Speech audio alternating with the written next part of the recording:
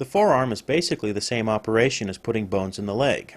To avoid some confusion, we'll middle mouse click on the leg, and we'll just hold down the shift key and highlight everything under the leg and change its draw mode to N. That way we can concentrate on just the forearm. Middle mouse click on back 2 to highlight it, and click into setup, and we'll zoom in. Use the plus key to add a bone to the back. Uncheck Align Z to Parent. We'll move it along Parent Z with left mouse click. We'll pitch it so it faces straight down. Now left mouse click and move it in local axis up. This is just like the leg, except this one is called Arm R.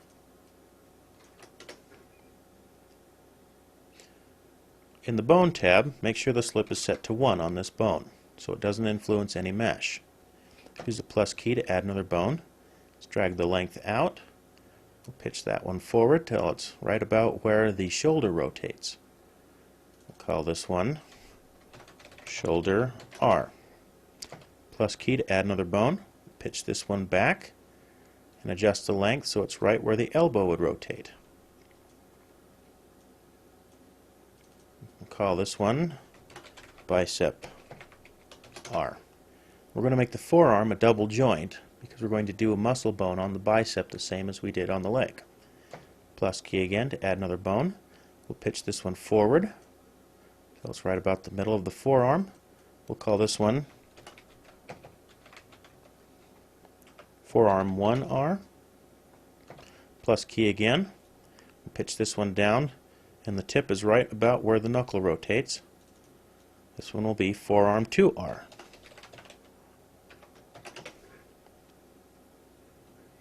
Plus key again. Pitch this one forward till it's just where the paw starts to rotate. We'll call this one Wrist R. And then plus key one last time and pitch this one up until it's level.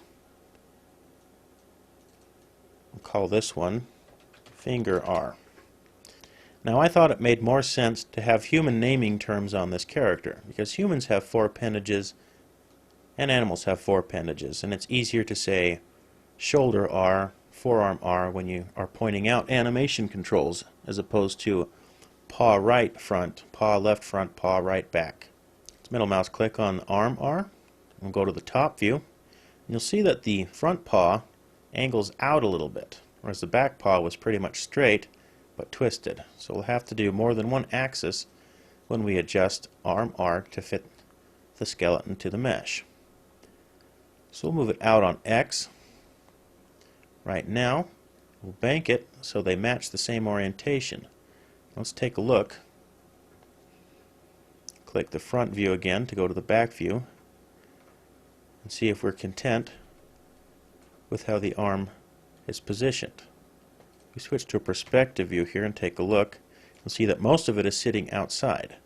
However, that doesn't matter as long as our bones deform the mesh properly. We don't need to worry about anatomic correctness here. Just click into Animate, we can test it out even. Seems to work okay to me. Reset that to its default position. Go back into Setup, switch to a left view, and we'll add that one muscle bone.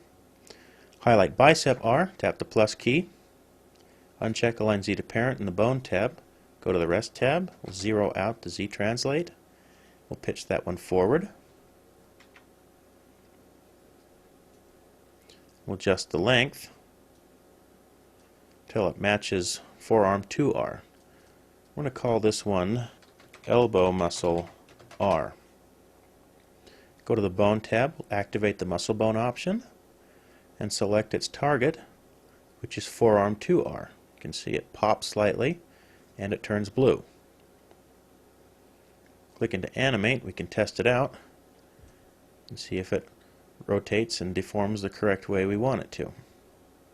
It looks okay to me. Reset that to its setup position. And that's your basic forearm setup for the four-legged character. While we're at it, we'll highlight Leg R, and we'll shift select all of these items and change their draw modes back to E so we can see their skeletons. Go to File. We're going to save this scene as DogSetupC.